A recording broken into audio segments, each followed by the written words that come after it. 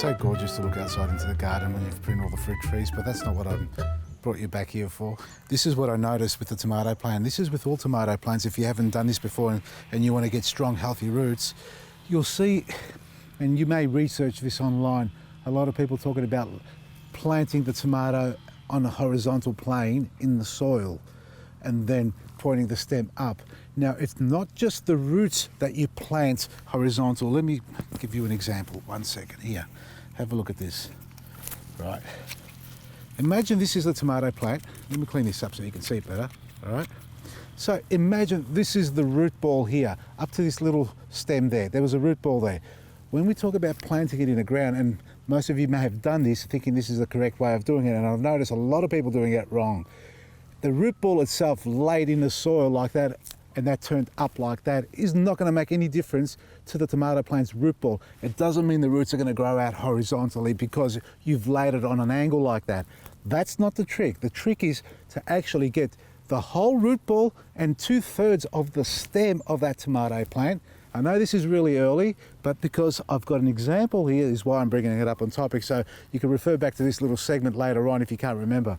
Plant the root ball and the actual stem 2/3, and make sure you leave a little bit above there so it can actually shoot off on the horizontal plane like that. And if you do that, that whole stem will develop new roots. And you want to know what I'm talking about? This is it here.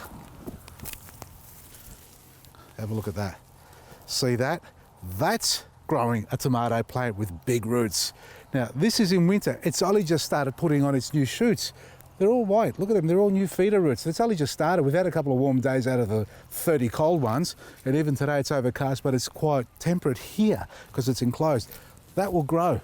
Now, I'm buggered, you know that, because I know what's going to happen in springtime here. I'm going to get 1,000 little cherry tomatoes growing, and if they all start doing that, you know, one weed, 1 year is 7 years of weeds. Is that right? No. One weed, 1 year, 10 weeds. No, one seed a year is 10 weeds, 10 years of weeds. Something like that. Look, you leave a weed to grow in the ground, it'll be there for 7 years because it'll just keep dropping seeds. So seeds 1 year from a weed will give you 10 years of weeding. You know what I'm talking about. Anyway, this is a beautiful example of what you can do with your tomato plants. You may be able to do it with some other veggies as well. You know, vine growing type veggies, nothing else. But in the meantime, let's look after our little citrus trees, And Jack, you keep eating there, mate. Maresi.